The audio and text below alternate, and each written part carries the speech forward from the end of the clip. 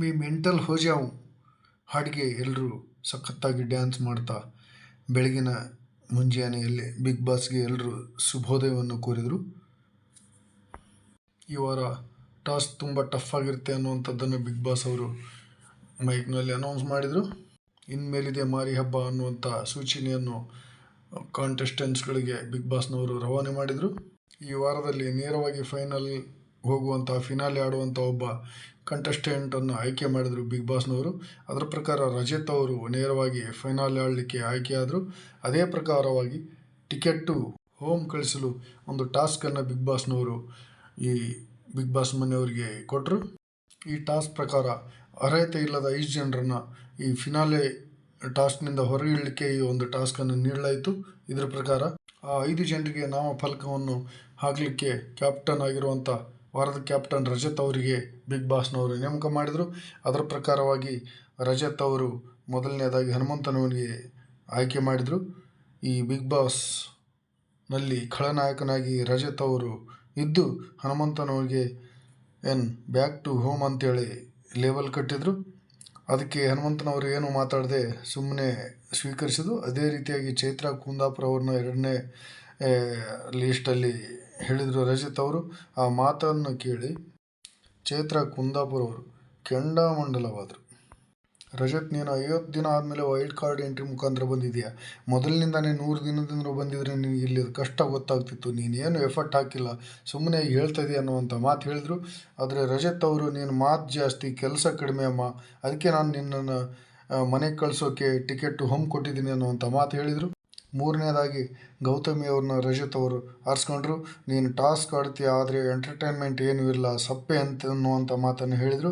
ಆದರೆ ಗೌತಮಿ ಅವರು, ನನ್ನ ಆಟವನ್ನು ನಾನು ಆಡ್ತಾ ಇದ್ದೀನಿ, ನನಗೇನು ಆಡಬೇಕು, ನಾನೇನು ಮಾಡಬೇಕು ನನಗೆ ಗೊತ್ತಿದೆ ಅನ್ನುವಂಥ ಮಾತನ್ನು ಹೇಳಿದರು. ಅದಾದ ನಂತರದಲ್ಲಿ 4ನೇದಾಗಿ ಭವ್ಯ ಅವರನ್ನ ರಜತ್ ಅವರು ಆಯ್ಕೆ ಮಾಡಿದರು. ನೀನು ಬೇರೆಯವ್ರ ಜೊತೆ ಬೆರೆಯಲ್ಲ, ಏನು ಎಂಟರ್ಟೈನ್ ಇಲ್ಲ ಅನ್ನುವಂಥ ಮಾತನ್ನು ಹೇಳಿದಾಗ, ನನ್ನ ಕೈಯಿಂದ ಏನಾಗುತ್ತೋ ಅದನ್ನು ಮಾಡ್ತಾಯಿದ್ದೀನಿ ಅನ್ನುವಂಥ ಮಾತನ್ನು ಭವ್ಯ ಅವರು ಹೇಳಿದರು. ಅದಾದ ನಂತರದಲ್ಲಿ 5ನೇದಾಗಿ ಮೋಕ್ಷತಾ ಅವ್ರನ್ನ ಟಿಕೆಟ್ ಹೋಮ್ ಅಂತ ರಜತ್ ಅವರು ಆಯ್ಕೆ ಮಾಡಿದರು. ಟಾಸ್ಕ್ನಲ್ಲಿ ಮೋಕ್ಷಿತಾ ಅವರು ಇನ್ವಾಲ್ವ್ಮೆಂಟ್ ಇಲ್ಲ ಅನ್ನುವಂಥ ಮಾತನ್ನು ಹೇಳಿದರು. ಈ ರೀತಿಯಾಗಿ 5 ಜನ ಅಂದರೆ ಹನುಮಂತು, ಚೈತ್ರ, ಗೌತಮಿ, ಭವ್ಯ ಹಾಗೂ ಮೋಕ್ಷತಾ ಅವರು ಟಿಕೆಟ್ ಹೋಮ್ ಅನ್ನುವಂಥ ಒಂದು ಟಾಸ್ಕಿಗೆ ಆಡಬೇಕು ಅನ್ನುವಂಥ ಪರಿಸ್ಥಿತಿ ಬಂತು. ಇದರಲ್ಲಿ ಅವರು ಆಡಿ ಈ ಮತ್ತೆ ಫಿನಾಲೆಗೆ ಆಡುವಂಥ ಒಂದು ಅವಕಾಶವನ್ನು ಅವರು ಈ ಟಾಸ್ಕಲ್ಲಿ ಮಾಡ್ಕೋಬೋದು. ಅದಕ್ಕಾಗಿ ಈ 5 ಜನರಿಗೋಸ್ಕರ ಇನ್ನೊಂದು ಟಾಸ್ಕನ್ನು ಕೊಡ್ತಾರೆ ಬಿಗ್ ಬಾಸ್ನವರು. ಅದೇನೆಂದರೆ ಟಿಕೆಟ್ ಹೋಮ್ನಿಂದ ತಪ್ಪಿಸ್ಕೊಳ್ಳಿಕ್ಕೆ ಒಂದು ಟಾಸ್ಕನ್ನು ಕೊಡ್ತಾರೆ. ಅದರಲ್ಲಿ ಗಾರ್ಡನ್ ಏರಿಯಾದಿಂದ ಒಬ್ಬರು ಬರುವಂಥ ಬಾಲ್ಗಳನ್ನು ಆಯ್ದು ಅದರಲ್ಲಿ ಬಕೆಟ್ನಲ್ಲಿ ಇಟ್ಕೊಂಡು ಯಾರು ಜಾಸ್ತಿ ಚೆಂಡುಗಳನ್ನು ಕಲೆಕ್ಟ್ ಮಾಡ್ತಾರೋ ಅವರು ಮತ್ತೆ ಫಿನಾಲೆ ಆಡಲಿಕ್ಕೆ ಬರ್ಬೋದು. ಉಳಿದವಂಥವ್ರು ಮನೆಯಿಂದ ಹೊರಗಿಡ್ತಾರೆ. ಇದೇ ರೀತಿಯಿಂದ 4-5 ರೌಂಡ್ನಲ್ಲಿ ಗೇಮ್ ನಡೆಯುತ್ತೆ. ಅದರ ಪ್ರಕಾರ ಫಸ್ಟ್ ರೌಂಡ್ನಲ್ಲಿ ಭವ್ಯರವರು ಅತಿ ಹೆಚ್ಚು ಅಂಕ ಗಳಿಸಿ ಮನೆಯೊಳಗೆ ಬರ್ತಾರೆ. ಇದ್ರ ಪ್ರಕಾರವಾಗಿ ಹೊರಗೆ ಹೋಗೋರಂದರೆ ಮನೆಯೊಳಗಿನ ಫಿನಾಲೆ ಆಡುವಂಥವರ 4 ಜನರಲ್ಲಿ ಒಮ್ಮತದ ಪ್ರಕಾರ ಈ ಉಗ್ರಂ ಮಂಜಣ್ಣನವರು ಹೊರಗಡೆ ಹೋಗ್ತಾರೆ ಹಾಗೂ ಭವ್ಯನವರು ಹೊರಗಡೆ ಬರ್ತಾರೆ. ಅದನಂತರದಲ್ಲಿ ಮತ್ತೆ ಟಾಸ್ಕ್ ನಡೆಯುತ್ತೆ. ನೆಕ್ಸ್ಟ್ ಟಾಸ್ಕು ಅದರಲ್ಲಿ ಮಂಜಣ್ಣ ಅವರು ಗೆಲ್ತಾರೆ. ಅವರು ಗೆದ್ದ ಮೇಲೆ ಮಂಜಣ್ಣನವರು ಒಳಗೆ ಬಂದು ಮತ್ತೆ ಭವ್ಯನವರು ಔಟ್ ಆಗ್ತಾರೆ. ಮತ್ತೆ ಇದೇ ಥರನಾಗಿ 3rd ರೌಂಡ್ ನಡೆಯುತ್ತೆ.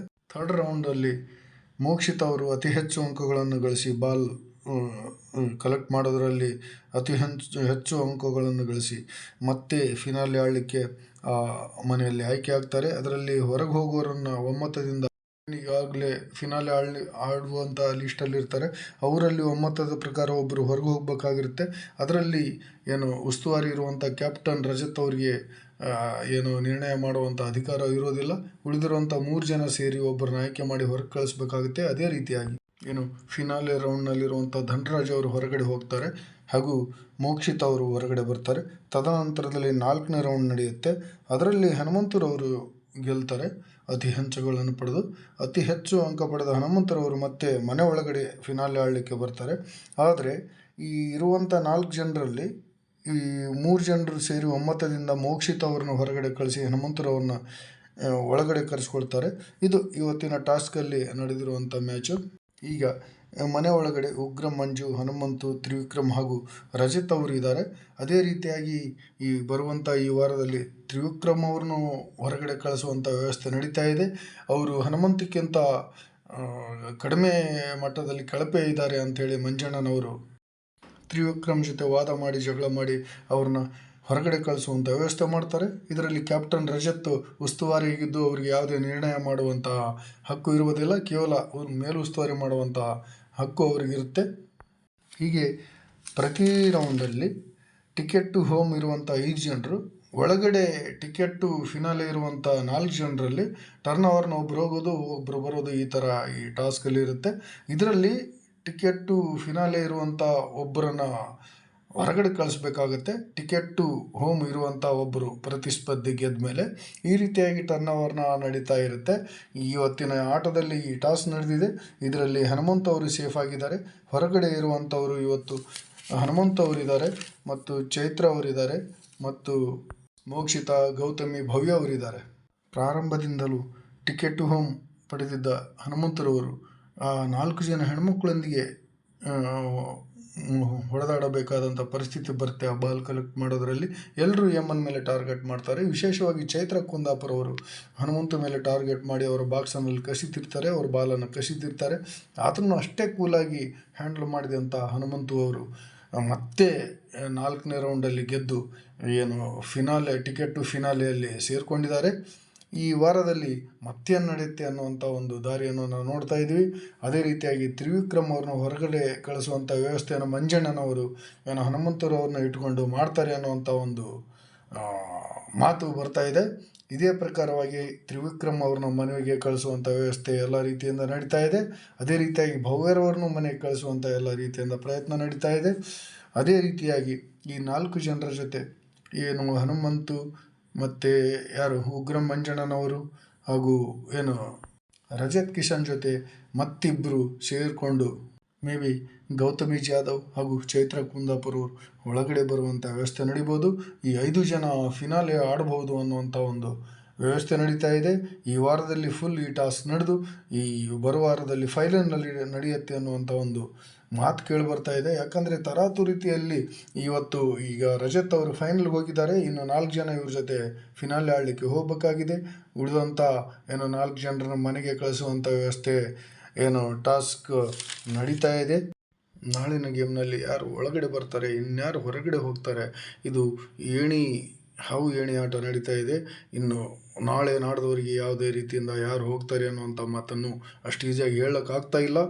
ಅಲ್ಲಿವರೆಗೆ ನಾವು ಕಾದು ನೋಡೋಣ, ಯಾರು ಹೋಗ್ತಾರೆ ಯಾರು ಹೊರಗಡೆ ಬರ್ತಾರೆ ಅನ್ನುವಂಥ ಮಾತನ್ನು ನಾಳೆ ನಾಡಿದ್ದಲ್ಲಿ ಎಲ್ಲ ಫೈನಲ್ ಗೊತ್ತಾಗುತ್ತೆ. ಅಲ್ಲಿವರೆಗೆ ವೀಕ್ಷಕರೇ ದಯವಿಟ್ಟು ಕಾಯ್ತಾ ಇರಿ. ಎಲ್ಲ ಅಪ್ಡೇಟ್ಸನ್ನು ನಾವು ನಿಮಗೆ ಕೊಡ್ತಾ ಇರ್ತೀವಿ. ಅಲ್ಲಿವರೆಗೆ ನಮ್ಮ ಈ ವಿಡಿಯೋವನ್ನು ನೋಡ್ತಾ ಇರಿ. ಸಬ್ಸ್ಕ್ರೈಬ್ ಮಾಡದೇ ಇರುವಂಥ ವೀಕ್ಷಕರು ದಯವಿಟ್ಟು ನಮ್ಮ ಈ ಯೂಟ್ಯೂಬ್ ಚಾನಲನ್ನು ಸಬ್ಸ್ಕ್ರೈಬ್ ಮಾಡಿಕೊಳ್ಳಿ. ಹಾಗೆ ನಮ್ಮ ಈ ವಿಡಿಯೋ ಇಷ್ಟ ಆದರೆ ಲೈಕ್ ಮಾಡಿ, ಶೇರ್ ಮಾಡಿ, ಕಮೆಂಟ್ ಮಾಡಿ. ಯಾವುದೇ ಪ್ರಶ್ನೆಗೆ ನಾವು ಅದಕ್ಕೆ ಉತ್ತರವನ್ನು ಸಮಂಜಸವಾಗಿ ಕೊಡಲಿಕ್ಕೆ ಪ್ರಯತ್ನ ಮಾಡ್ತೀವಿ ಅಂತ ನಿಮಗೆ ತಿಳಿಸ್ತಾ ಎಲ್ರಿಗೂ ನಮಸ್ಕಾರಗಳನ್ನು ತಿಳಿಸ್ತಾ ಇದ್ದೇವೆ. ಧನ್ಯವಾದಗಳು ವೀಕ್ಷಕರೇ.